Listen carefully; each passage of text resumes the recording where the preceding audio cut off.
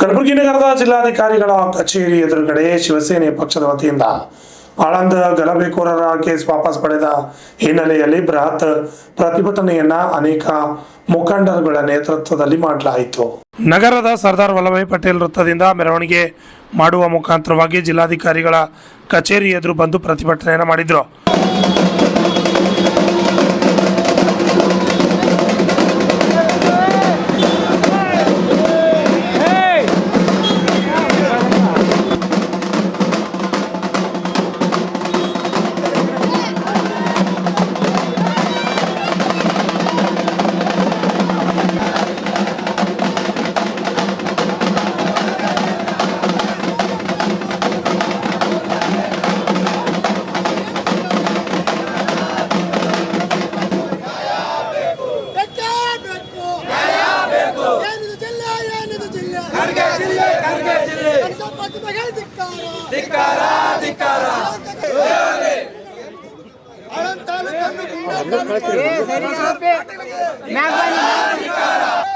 माता की सनातन हिंदू धर्म के सनातन हिंदू धर्म के कर्नाटक शिवसेना पक्षಕ್ಕೆ ಅಧಿಕಾರಿಗಳ ಮೇಲೆ ಮಠಾಧೀಶರ ಮೇಲೆ ಪತ್ರಕರ್ತರ ಮೇಲೆ ಜಿಲ್ಲಾಧಿಕಾರಿಗಳ ಮೇಲೆ ದಾಳಿ ಮಾಡಿದಂತ ಗುಂಡಾ ಮುಸ್ಲಿಮರ ರಕ್ಷಣೆ ಮಾಡುತ್ತಿರುವ ಕಾಂಗ್ರೆಸ್ ಸರ್ಕಾರಕ್ಕೆ.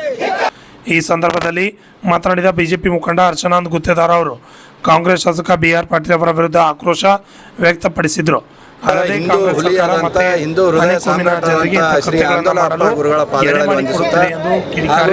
ಅವ್ರ ಜೊತೆಯಲ್ಲಿ ಬಂದಂತ ಪಾಳ ಅಪ್ಪ ಅವರ ಗುರುಗಳ ಪಾದಗಳಲ್ಲಿ ವಂದಿಸುತ್ತಾ ಹಾಗೂ ಮಿಣಿಸ್ಗಿ ಅಪ್ಪ ಅವರ ಪಾದಗಳಲ್ಲಿ ವಂದಿಸುತ್ತಾ ಓಂಕಾರ ಬೆಣ್ಣೂರ ಶ್ರೀಗಳ ಪಾದಗಳಲ್ಲಿ ವಂದಿಸಿ ಮತ್ತು ಇಲ್ಲಿ ಸೇರಿದಂಥ ಎಲ್ಲ ಹಿಂದೂ ಸಹೋದರ ಸಹೋದರಿಯರೇ ಹಾಗೂ ಎಲ್ಲ ಮಾಧ್ಯಮದವರು, ಇವತ್ತು ನಾವೆಲ್ಲ ಸೇರಿದಂಥ ವಿಷಯ ತಮ್ಗೆ ಗೊತ್ತಿದೆ. ಇದು 2 ನಿಮಿಷ ಹೇಳಬೇಕು ಅಂತಂದ್ರೆ ಇದು ಯಾವಾಗ ಪ್ರಾರಂಭ ಆಯಿತು ಅಂತಂದರೆ 2021ರಲ್ಲಿ ಆಳಂದ ಲಾಡ್ಲೆ ಮಶಾಕ್ ದರ್ಗಾ ಆವರಣದಲ್ಲಿ ಒಂದು ರಾಘವ ಚೈತನ್ಯ ಅವರ ಒಂದು ಸಮಾಧಿ ಇದೆ. ಆ ಸಮಾಧಿ ಮೇಲೆ ಶಿವಲಿಂಗ ಇದೆ. ಆ ಶಿವಲಿಂಗ 100 ವರ್ಷದಿಂದ ನಾವು ಹಿಂದೂಗಳು ಅಲ್ಲಿ ಹೋಗಿ ದಿನಾಲೂ ಪೂಜೆ ಮಾಡ್ತೀವಿ.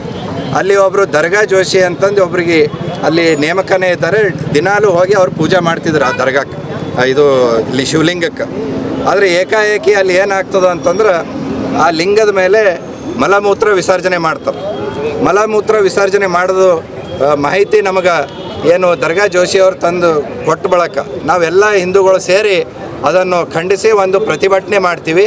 ಪ್ರತಿಭಟನೆ ಮಾಡಿದ ನಂತರ ನಮ್ಮ ತಂದೆಯವರು ಅವತ್ತು ಆಳಂದ ಶಾಸಕರಾಗಿದ್ದರು ಸುಭಾಷ್ ಗುತ್ತೇದಾರ್ ಅವರು ಮತ್ತೆ ಈ ರೀತಿ ಅಹಿತಕರ ಘಟನೆ ಆಗಬಾರ್ದು, ಸಮಾಜದಲ್ಲಿ ಶಾಂತಿ ಹಾಳಾಗಬಾರ್ದು ಅನ್ನೋ ಉದ್ದೇಶದಿಂದ ವಿಧಾನಸಭೆಯಲ್ಲಿ, ಯಾವ ವಿಧಾನಸಭೆ ಅಂತಂದರೆ ಇಡೀ ರಾಜ್ಯದಲ್ಲಿ ಏನೇ ಸಮಸ್ಯೆ ಆದರೂ ಕೂಡ ಅಲ್ಲಿ ಸಮಸ್ಯೆಗೆ ಪರಿಹಾರ ಕಂಡು ಹಿಡ್ಕೊಳ್ಳುವಂಥ ಪ್ರಜಾಪ್ರಭುತ್ವ ವ್ಯವಸ್ಥೆ ಇರುವಂಥ ವಿಧಾನಸಭೆಯಲ್ಲಿ ಮತ್ತೆ ಈ ರೀತಿ ಘಟನೆ ಆಗಬಾರ್ದು, ಆ ಶಿವಲಿಂಗಕ್ಕೆ ರಕ್ಷಣೆ ಕೊಡ್ರಿ ಅಂತಂದು ಕೇಳಿದಾಗ ಅಲ್ಲಿ ಆಳಂದದ ಏನು ಕಿಡಿಗೇಡಿಗಳು ಅಲ್ಲಿ ಮಲಮೂತ್ರ ವಿಸರ್ಜನೆ ಮಾಡಿದರು.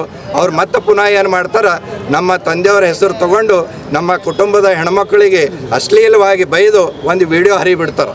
ನೀನು ಏನು ಮಾಡ್ಕೊಳ್ಳೋಕ್ಕೆ ಸಾಧ್ಯ ಅದ, ನಾವು ಇದು ಮಾಡೀವಿ, ಈ ರೀತಿ ಲಿಂಗಕ್ಕೆ ಅಪಮಾನ, ನೀನೇನು ಮಾಡ್ತಿ ಮಾಡು ಅಂತಂದು ಅಶ್ಲೀಲ ಪದಗಳಲ್ಲಿ ಬೈತಾರೆ. ಬೈದಾಗ ಮತ್ತು ನಮ್ಮ ಆಳಂದನ ಹಿಂದೂ ಸಮಾಜದವರು ಮತ್ತು ಎಲ್ಲ ಮಠಾಧೀಶರು ಸೇರಿ ಒಂದು ಲಿಂಗಕ್ಕೆ ರಕ್ಷಣೆ ಕೇಳಿದ್ರೆ ಈ ರೀತಿ ಇವರು ಗುಂಡ ವರ್ತನೆ ಮಾಡ್ಲಿಕತ್ತಾರ ಮುಸಲ್ಮಾನರು, ಅದಕ್ಕೆ ಇದು ನಾವು ನ್ಯಾಯ ಕೇಳಬೇಕು ಅಂತಂದು ಮತ್ತೆ ಒಂದು ಹೋರಾಟ ಹಮ್ಮಿಕೊಂಡಾಗ ಆಳಂದಕ್ಕೆ ನಮ್ಮ ಏನು ಆಂದೋಲನ ಶ್ರೀಗಳರ ಅವರು ಕೂಡ ಬರ್ತಾರೆ ಆ ಹೋರಾಟಕ್ಕೆ. ಬಂದು ಅಲ್ಲಿ ಅವರು ಆ ಘಟನೆಯನ್ನು ಖಂಡಿಸಿ 1-2 ಶಬ್ದಗಳು ಹೇಳ್ತಾರೆ. ಏನು ಇವರು ಜಿಹಾದ್ ಮಾಡ್ಲಿಕತ್ತಾರ, ಇವರು ಟಿಪ್ಪು ಸುಲ್ತಾನ ಯಾವ ರೀತಿ ನಮ್ಮ ಹಿಂದೂಗಳ ಮೇಲೆ ದೌರ್ಜನ್ಯ ಮಾಡಿದ್ರು ಆ ರೀತಿ ಇಲ್ಲಿ ಆಳಂದ ಮುಸ್ಲಿಮರು ಮಾಡ್ಲಿಕತ್ತಾರ ಅಂತ. ಅಷ್ಟಕ್ಕೆ ಅಲ್ಲಿ ಮುಸಲ್ಮಾನರು ಏನು ಮಾಡ್ತಾರೆ, ಆಂದೋಲನ ಅಪ್ಪ ಅವ್ರ ಮ್ಯಾಗ ಒಂದು ಕೇಸ್ ಹಾಕ್ತಾರೆ, ದ್ವೇಷ ಭಾಷಣ ಮಾಡ್ಯಾರ ಅಂತ. ಮತ್ತು ಆ ಕೇಸ್ ಆದ ಬಳಿಕ ಮುಂದೆ ನಾವು ಆ ಶಿವಲಿಂಗವನ್ನು ಶುದ್ಧೀಕರಣ ಮಾಡಬೇಕು ಅಂತಂದು ಆಂದೋಲನ ಅಪ್ಪ ಅವರು ಕರೆ ಕೊಡ್ತಾರೆ.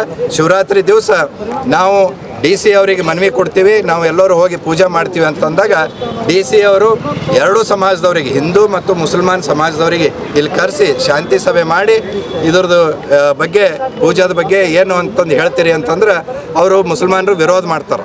ಆದ್ರೆ DC ಅವರು ಇದು ನೂರಾರು ವರ್ಷದಿಂದ ದಿನನಿತ್ಯ ಪೂಜೆ ನಡೆದಂಥ ಸ್ಥಳ, ಅದಕ್ಕೆ ನಾವು ನಿರ್ಬಂಧ ಮಾಡೋಕ್ಕೆ ಬರಲ್ಲ, ನಾವು ಪೂಜಾಕ್ಕೆ ಅವಕಾಶ ಮಾಡಿಕೊಡ್ತೀವಿ ಅಂತಂದು ಹೇಳಿ ಅವರಿಗೆ ಕೂಡ ಹೇಳಿದಾಗ ಮುಸಲ್ಮಾನರು ಅದಕ್ಕೆ ಒಪ್ಕೋತಾರೆ. ಇಲ್ಲಿ ಸಭೆಯಲ್ಲಿ ಒಪ್ಕೊಂಡು ನಾಟಕವಾಡಿ ಅಲ್ಲಿ ಹಿಂದೆ ಏನು ಸಂಚು ಹಾಕ್ತಾರೆ ಅಂತಂದ್ರೆ ಅವರು ಪೂರ್ತಿ ಒಂದು 15 ದಿವಸ ಪ್ಲ್ಯಾನ್ ಮಾಡಿ ಕಟ್ಗೆ ತಲ್ವಾರುಗಳು ತಯಾರು ಮಾಡ್ಕೊಂಡು ಅವ್ರ ಮನೆ ಮೇಲೆ ಕಲ್ಲುಗಳು ಇಟ್ಕೊಂಡು ಖಾರದ ಪುಡಿ ಹಾಕಿರುವಂಥ ನೀರು ಇಟ್ಕೊಂಡು ಮತ್ತು ಒಂದು ಪ್ಲ್ಯಾನ್ ಯಾವ ರೀತಿ ಮಾಡ್ತಾರೆ ಅಂದ್ರೆ 3 ಸೈರನ್ ಹೊಡಿಬೇಕು.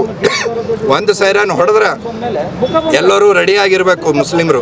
2ನೇ ಸೈರನ್ ಹೊಡೆದ್ರೆ ನಿಮ್ಮ ಶಸ್ತ್ರಾಸ್ತ್ರಗಳನ್ನು ತೊಗೊಂಡು ನೀವು ಇಂಥ ಸ್ಥಳಕ್ಕೆ ಬರಬೇಕು ದರ್ಗಾ ಬೇಸಿಗೆ. 3ನೇ ಸೈರನ್ ಹೊಡೆದ್ರೆ ಅಟ್ಯಾಕ್ ಮಾಡಬೇಕು ಅಂತಂದು ಇದು ಹೇಳಿದ್ದು ಸಭೆಯಲ್ಲಿ ಒಂದು ವಿಡಿಯೋನೇ ಅದ. ಈ ರೀತಿ ಎಲ್ಲ ಸಾಕ್ಷಿಗಳು ತೊಗೊಂಡು ಪೊಲೀಸರು ಇದ್ರ ಆಮೇಲೆ ಏನು ನಮ್ಮ ಮೇಲೆ ಹಲ್ಲೆ ಮಾಡಿದ್ರು. ಕೇಂದ್ರ ಮಂತ್ರಿ ಭಗವಂತ ಖೂಬಾ, ನಮ್ಮ ತಂದೆಯವರು ಸುಭಾಷ್ ಗುತ್ತರ್ ಅವರು ಮತ್ತು ಜಿಲ್ಲೆಯ ಎಲ್ಲ ಶಾಸಕರು ಇದ್ರೂ ಆ ಸಂದರ್ಭದಲ್ಲಿ 4 ಗಂಟೆ ನಮಗೆ ತಡೆದು ನಮ್ಮ ಮೇಲೆ ಹಲ್ಲೆ ಮಾಡಿ ನನ್ನ ಕಾರ್ ಹೊಡೆದು, BR ಪಾಟೀಲ್ ಕಾರ್ ಹೊಡೆದು, DCSP ಕಾರ್ಗಳು ಹೊಡೆದು ಪೊಲೀಸರ ಮೇಲೆ ಹಲ್ಲೆ ಮಾಡಿ ನಾವು ಆದ್ರೂ ಕೂಡ ಅಷ್ಟು ರಕ್ಷಣೆ ಒಳಗಡೆ ಹೋಗಿ ಪೂಜೆ ಮಾಡಿ ಬಂದ ಬಳಿಕ ಪೊಲೀಸರು ಏನು ಹಲ್ಲೆ ಮಾಡಿದ್ರು ಆ ಗುಂಡಗಳ ಮೇಗ ಕೇಸ್ ಹಾಕಿ ಸುಮಾರು 180 ಮಂದಿಗೆ ಅರೆಸ್ಟ್ ಮಾಡ್ತಾರೆ. ಅಂದ್ರೆ ಅರೆಸ್ಟ್ ಮಾಡಿದ ಬಳಿಕ ಮುಂದೆ ತನಿಖೆ ಮಾಡಿ ಏನೇನು ಸಾಕ್ಷಿಗಳವ, ಅವ್ರ ತಲ್ವಾರು ಎಲ್ಲಿ ತಯಾರು ಮಾಡಿದ್ರು, ಅವ್ರ ಕಟ್ಗೆಗಳು ಎಲ್ಲಿಂದ ತಂದರು, ಅವ್ರ ಕಲ್ಲುಗಳು ಯಾವ ನಾಲಾದಿಂದ ಎತ್ಕೊಂಡು ಬಂದರು, ಇಂಥ ಎಲ್ಲ ವಿಷಯಗಳು ಸಾಕ್ಷಿ ಸಮೇತ ವಿಡಿಯೋಗಳು ಸಮೇತ ಹಿಡ್ಕೊಂಡು ಒಂದು ಚಾರ್ಜ್ ಶೀಟ್ ಮಾಡಿದ್ರೆ ಇವತ್ತು ಕಾಂಗ್ರೆಸ್ ಸರ್ಕಾರ ಏನು ಮಾಡ್ಲಿಕ್ಕತ್ತದ, ಇವು ಅಲ್ಲಿ ಒಂದು ರಿಪೋರ್ಟ್ ಕೇಳ್ತಾರೆ. ಯಾರು ದರ್ಗಾ ಸಮಿತಿದವರು ಒಂದು ಮನವಿ ಮಾಡ್ತಾರೆ UT ಖಾದರ್ ಅವ್ರಿಗೆ, ಇವು ಕೇಸ್ ತೆಗೀರಿ, ಇವರೆಲ್ಲ ಮುಗ್ಧರ ಅಂತಂದು. ಅದನ್ನೇ ಹಿಡ್ಕೊಂಡು UT ಖಾದರ್ ರೆಕಮೆಂಡ್ ಮಾಡ್ತಾರೆ. ಆದರೆ UT ಖಾದರ್ ಅವರಿಗೆ BR ಪಾಟೀಲ್ ಏನದ ಇವರು ಹಿಂದೆ ನಿಂತು ಇವರಿಗೆ ರೆಕಮೆಂಡ್ ಮಾಡ್ತಾರೆ, ಇದು ನೀವು ಪ್ರಕರಣ ನೀವು ಲೆಟ್ರ್ ಮ್ಯಾಗ ಕೊಡ್ರಿ, ನನ್ನ ಲೆಟ್ರ್ ಮ್ಯಾಗ ಕೊಟ್ಟರೆ ಹಿಂದೂಗಳ ಒಂದು ನನಗೆ ಮತ್ತೆ ಕೋಪಕ್ಕೆ ನಾ ಗುರಿ ಆಗ್ಬೇಕಾಗ್ತದೆ, ನೀವು ಮಾಡ್ರಿ ಅಂತಂದು UT ಖಾದರ್ಗೆ ಮುಂದೆ ಮಾಡಿ ಇದು ಲೆಟ್ರ್ ಬರೆಸಿ ಇವತ್ತು ಒಂದು ರಿಪೋರ್ಟ್ ಪೊಲೀಸ್ ಇಲಾಖೆಯಿಂದ ಏನು ಹೋಗ್ತದೆ ಅಂತಂದ್ರೆ ಇದಕ್ಕೆ ಸಾಕ್ಷ್ಯಗಳವ, ಇದು ಕೋಮು ಗಲಭೆ ಅಚಾನಕ್ ಆಗಿದ್ದಲ್ಲ, ಇದು ಪ್ಲ್ಯಾಂಡ್ ಕ್ರೈಮ್ ಅದ ಅಂತಂದು. ಆದ್ರೂ ಇವತ್ತು ಏನು ಸಿದ್ದರಾಮಯ್ಯ ಅವ್ರ ಸರ್ಕಾರ ಈ ಕೇಸ್ ವಾಪಸ್ ತಗೋತಾರೆ. ಈ ವಾಪಸ್ ತೊಗೊಂಡು ಏನು ಸಂದೇಶ ಕೊಡ್ಲಿಕತ್ತಾರ ಅಂತಂದ್ರೆ ಮುಸಲ್ಮಾನರಿಗೆ ಮುಕ್ತವಾಗಿ ನೀವು ಗಲಭೆ ಮಾಡಿರಿ, ನೀವು ಜಿಹಾದ್ ಮಾಡಿರಿ, ನೀವು ಯಾರ ಮ್ಯಾಗ ಹಲ್ಲೆ ಮಾಡಿರಿ, ನಾವು ನಿಮ್ಮ ರಕ್ಷಣೆಗೆ ಇದ್ದೀವಿ ಅಂತಂದು ಇದು ನಾವು ಒಪ್ಕೊಳ್ಳೋಕೆ ತಯಾರಿಲ್ಲ. ಅದಕ್ಕೆ ನಾವು ಬರ್ತಕ್ಕಂಥ ದಿನದಲ್ಲಿ ಇದಕ್ಕೆ ಇನ್ನೂ ಹೆಚ್ಚಿನ ರೀತಿಯಲ್ಲಿ ಇವತ್ತು ಆಂದೋಲನ ಶ್ರೀಗಳು ಮಾಡಿದಂಥ ಹೋರಾಟ ಇದೇ ರೀತಿ ಮುಂದೆ ಹೊರಿಸ್ತೀವಿ. ಮತ್ತು ನ್ಯಾಯಾಲಯದಲ್ಲಿ ನಮ್ಮ ಡ್ರೈವರು ಏನು ಕಾರಲ್ಲಿ ನಾವು ಹೋಗೋವಂಥ ಸಂದರ್ಭದಲ್ಲಿ ನಮ್ಮ ಕಾರ್ ಮೇಲೆ ಕಲ್ಲು ಹೊಡೆದಿದ್ರು, ಆಗ ಪ್ರೈವೇಟ್ ಕಂಪ್ಲೇಂಟು ಒಬ್ಬರು ನಿಮ್ಮಂಗೆ ಪತ್ರಕರ್ತರು ಅವತ್ತು ಬಂದಾಗ ಜಂಗ್ಲೆ ಅಂತಂದು ಅವ್ರ ಕ್ಯಾಮ್ರಾ ಕಸ್ಕೊಂಡು ಅವ್ರಿಗೂ ಹಲ್ಲೆ ಮಾಡ್ಯಾರ. ಇವು 2 ಪ್ರೈವೇಟ್ ಕಂಪ್ಲೇಂಟ್ ಅವ. ಪ್ರೈವೇಟ್ ಕಂಪ್ಲೇಂಟ್ ತಗೊಳ್ಳೋಕ್ಕೆ ಸರ್ಕಾರಕ್ಕೆ ಅಧಿಕಾರ ಇಲ್ಲ, ಇದು ಸಂವಿಧಾನ ಬಾಹಿರವಾದಂಥ ಕೆಲಸ. ಅದಕ್ಕೆ ಇವನು ಚಾಲೆಂಜ್ ಮಾಡ್ತೀವಿ ಮತ್ತು ಉಳಿದ ಎಲ್ಲ ಕೇಸ್ಗಳನ್ನು ಕೂಡ ಇವತ್ತು ನಾವು ಕೋರ್ಟ್ನಲ್ಲಿ ಚಾಲೆಂಜ್ ಮಾಡಿ ಇದನ್ನು ನಾವು ನ್ಯಾಯ ಸಿಗುವಂಥ, ನಮ್ಮ ಹಿಂದೂಗಳಿಗೆ ಆದಂಥ ಅನ್ಯಾಯ ಮತ್ತು ನಮ್ಮ ಮೇಲೆ ಆದಂಥ ಹಲ್ಲೆಯನ್ನು ನ್ಯಾಯ ಸಿಗುವಂಥ ಕೆಲಸ ನಾವು ಮಾಡ್ತೀವಿ ಅಂತ ಈ ಸಂದರ್ಭದಲ್ಲಿ ಹೇಳುತ್ತಾ, ಇವತ್ತು ಇದೇ ರೀತಿ ಎಲ್ಲ ನಮ್ಮ ಹಿಂದೂಗಳು ಏನಾಗ್ಯದ ಅಂತಂದ್ರೆ ನಮ್ಮ ದೇಶದಲ್ಲಿ ನಮಗೆ ಜಾತಿ ಹೆಸರ ಮೇಲೆ ಹೊಡೆಯುವಂಥ ಕೆಲಸ ಮಾಡ್ಲಿಕತ್ತಾರ. ಅದರಲ್ಲಿ ನಮ್ಮ ಆಳಂದ BR ಪಾಟೀಲ್ ಅಂತಂದ್ರೆ ಇವು ಕೊಂಡಿ ಮಿಂಚಣ್ಣ ಇದ್ದಂಗೆ. ನಾವು ಆಳಂದದಲ್ಲಿ ರಾಘವ್ ಚೈತನ್ಯ ಶಿವಲಿಂಗ ಹೋರಾಟ ಮಾಡಿದ್ರೆ ಇವರು ಗುಂಜಟ್ಟಿದಾಗ ಹೋಗಿ ಮಹಾರಾಷ್ಟ್ರದಲ್ಲಿ ಅಲ್ಲಿ ಶಿವಲಿಂಗ ಅದ ರಾಘವ್ ಚೈತನ್ಯ, ಇದು ರಾಘವ್ ಚೈತನ್ಯ ಶಿವಲಿಂಗ ಅಲ್ಲ ಅಂತಂದು ಇವತ್ತು ಧರ್ಮದ ದ್ರೋಹ ಕೆಲಸ ಇವತ್ತು BR ಪಾಟೀಲ್ ಮಾಡ್ಲಿಕತ್ತಾರ. ಅದಕ್ಕೆ ನಾವೆಲ್ಲರೂ ಎಚ್ಚರಿಕೆಯಿಂದ ನಾವು ಒಗ್ಗಟ್ಟಿನಿಂದ ಇವತ್ತು ಇಂಥ ಹೋರಾಟಗಳು ಮಾಡಬೇಕು ಅಂತಂದು ಈ ಸಂದರ್ಭದಲ್ಲಿ ಎಲ್ಲರಿಗೆ ಮನವಿ ಮಾಡ್ತೀನಿ. ಎಲ್ಲರಿಗೂ ನಮಸ್ಕಾರ. ರಾಘವ್ ಚೈತನ್ಯ ಮಹಾರಾಜರಿಗೆ ನಂತರ ಮಾತನಾಡಿದ ಶಿವಸೇನೆ ಪಕ್ಷದ ರಾಜ್ಯಾಧ್ಯಕ್ಷರಾದ ಆಂದೋಲ ಸಿದ್ಧಲಿಂಗ ಸ್ವಾಮೀಜಿಗಳು ಆಳಂದ ತಾಲೂಕಿನಲ್ಲಿ ಜಿಲ್ಲಾಧಿಕಾರಿಗಳ ವಾಹನ ಸೇರಿದಂತೆ ಪೊಲೀಸರ ಮೇಲೆ ಹಲ್ಲೆ ಮಾಡಿದ ಭಯೋತ್ಪಾದಕರ ಕೇಸ್ಗಳನ್ನು ವಾಪಸ್ಸು ಪಡೆದಿದ್ದಾರೆ ಎಂದು ಆಕ್ರೋಶ ವ್ಯಕ್ತಪಡಿಸಿ ಈ ವಾಪಸ್ಸು ಪಡೆದ ಕೇಸ್ಗಳನ್ನು ಹಿಂಪಡೆಯಬೇಕೆಂದು ತಿಳಿಸಿದರು. Bureau report RJ32 Kannada news, Kalaburagi. Aland ಪಟ್ಟಣದಲ್ಲಿರುವಂತಹ ದರ್ಗಾದಲ್ಲಿರುವಂಥ ಶಿವಲಿಂಗ ಪೂಜೆಗೆ ಹೋದಂಥ ಸಂತರ ಮೇಲೆ, ಜನಪ್ರತಿನಿಧಿಗಳ ಮೇಲೆ ಮತ್ತು ಸರ್ಕಾರ ನಡೆಸುವಂತಹ ಜಿಲ್ಲಾಧಿಕಾರಿ ಹಾಗೂ SP ಅವರ ಮೇಲೆ ಮಾರಣಾಂತಿಕ ಹಲ್ಲೆ ಮಾಡಿದರು. ಅದರ ಪರಿಣಾಮ ಸುಮಾರು 8 ಕೇಸುಗಳು ದಾಖಲಾಗಿತ್ತು. ಆ 8 ಕೇಸುಗಳನ್ನು ವಾಪಸ್ ಪಡೆದು ಗುಂಡಾಗಳಿಗ ರಕ್ಷಣೆಗೆ ಇವತ್ತು ಕಾಂಗ್ರೆಸ್ ಮುಂದಾಗಿದೆ.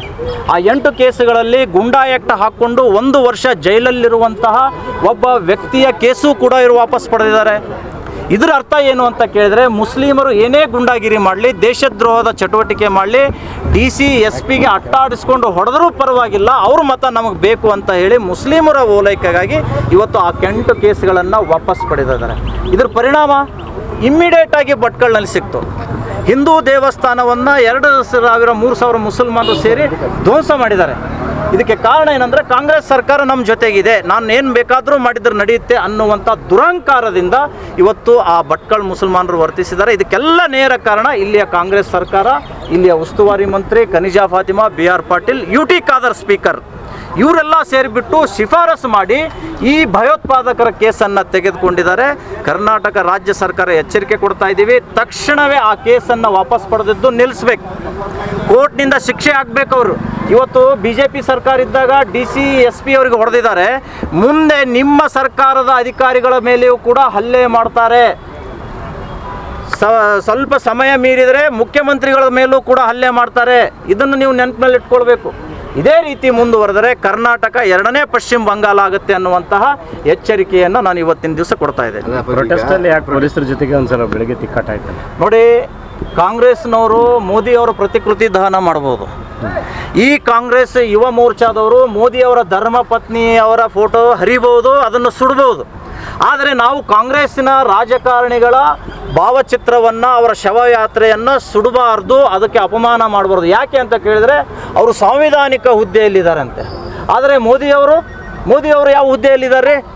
ಇಷ್ಟು ಸಾಮಾನ್ಯ ಜ್ಞಾನ ಇಲ್ಲದಂಥ ಪೊಲೀಸ್ ಇಲಾಖೆ ಇವತ್ತು ಇಲ್ಲಿಯ ಉಸ್ತುವಾರಿ ಸಚಿವರ ಕನಿಜಾ ಫಾತಿಮಾರ ಕೈಗೊಂಬೆಯಾಗಿ ಇಲ್ಲಿ ಕೆಲಸ ಮಾಡ್ತಾ ಇದ್ದಾರೆ. ಕಾಂಗ್ರೆಸ್ ಸರ್ಕಾರ 2 ವರ್ಷ ಇರುತ್ತೆ, ಅದರದ್ದು ತಿಥಿ ಆಗುತ್ತೆ, 2 ವರ್ಷಕ್ಕೆ ತಿಥಿ ಆಗುತ್ತೆ. ಮುಂದೆ ಬರುವಂಥ ಸರ್ಕಾರ ನಿಮಗೆ ತಕ್ಕ ಪಾಠ ಕಲಿಸುತ್ತೆ ಅನ್ನುವಂತಹ ಎಚ್ಚರಿಕೆಯನ್ನು ನಾನು ಕೊಡ್ತಾ ಇದ್ದೀನಿ. ಈಗ ಬೇರೆ ಬೇರೆ ಸಮಯದಲ್ಲಿ BJP ಅವರು ಇದು ಮಾಡ್ತಾರೆ, ಹಿಂದುತ್ವ ದೇವಸ್ಥಾನ ಅಂತ. ಈ ದೇವಸ್ಥಾನ ಇದ್ರಲ್ಲಿ ಪ್ರೊಟೆಸ್ಟ್ ಮಾಡ್ತಾ ಇದ್ರಿ, ಅದಕ್ಕೆ ಕೇಸನ್ನು ವಾಪಸ್ ತೆಗೆದು ಒಬ್ಬರು ಕೂಡ BJP ನಿಮ್ಗೇನು ಸಾಥ್ ಕೊಡ್ತಾಯಿಲ್ಲ ಅಂತ, ಅವ್ರಿಗೇನು ಬೇಕಾಗಿಲ್ವಾ ಅಂತ. ನೋಡಿ, BJP ಅವರ ಹೋರಾಟ ಪ್ರೆಸ್ ಮೀಟ್ ಮಾತ್ರ ಸೀಮಿತ ಆಗಿದೆ. ನೋಡಿ, ಅವ್ರ ದುರಂತ ಅಂದರೆ ಅನ್ಯ ಕೋಮಿನವರ ಕೇಸ್ಗಳನ್ನು ವಾಪಸ್ ಪಡೆದಿದ್ದಾರೆ. ಯಾರು ಅನ್ಯ ಕೋಮಿನವರು? ಜೈನರು, ದಲಿತರು, ಮುಸಲ್ಮಾನರು. ಯಾಕೆ ಮುಸ್ಲಿಂ ಅನ್ನುವಂಥ ಶಬ್ದ ನೀವು ಯಾಕೆ ಬಳಸ್ತಾ ಇಲ್ಲ? ಒಬ್ಬ ಇಲ್ಲಿ ಮಹಾನಗರದ ಅಧ್ಯಕ್ಷರು ತಮ್ಮ ಪೋಸ್ಟಲ್ಲಿ ಹಾಕಿದ್ದಾರೆ, ಕಾಂಗ್ರೆಸ್ ತುಷ್ಟೀಕರಣ ಮಾಡ್ತಾ ಇದೆ. ಯಾರು ತುಷ್ಟೀಕರಣ ಮಾಡ್ತಾ ಇದೆ? ಜನರಿಗೆ ಹೇಗೆ ಗೊತ್ತಾಗಬೇಕು? ಯಾರು ಗುಂಡ ಇದ್ದಾರೆ, ಗುಂಡ ಅಂತ ಹೇಳಿ. ಅದನ್ನು ಬಿಟ್ಟು ತುಷ್ಟೀಕರಣ ಮಾಡ್ತಾರೆ, ಹಾಗೆ ಹೀಗೆ ಅಂತ ಹೇಳಿಬಿಟ್ಟು ಮುಚ್ಚಿ ಹಾಕುವಂತಹ ಮುಸ್ಲಿಮರ ಭಯ ಇವರಿಗೂ ಕಾಡ್ತಾ ಇದೆ ಅಂತ ನನಗನ್ನಿಸ್ತಾ ಇದೆ. ಈ ರೀತಿಯಾದಂತಹ ನಿರ್ಣಯ ನೀವು ತೆಗೆದುಕೊಂಡ್ರೆ ನೀವು ಎಂದಿಗೂ ಕೂಡ ಕಲಬುರಗಿಯಲ್ಲಿ ಗೆಲ್ಲೋಕ್ಕೆ ಸಾಧ್ಯ ಇಲ್ಲ ಅನ್ನುವಂಥದ್ದನ್ನು ಕಿವಿ ಮಾತು ನಾನು ಹೇಳಿಕೆ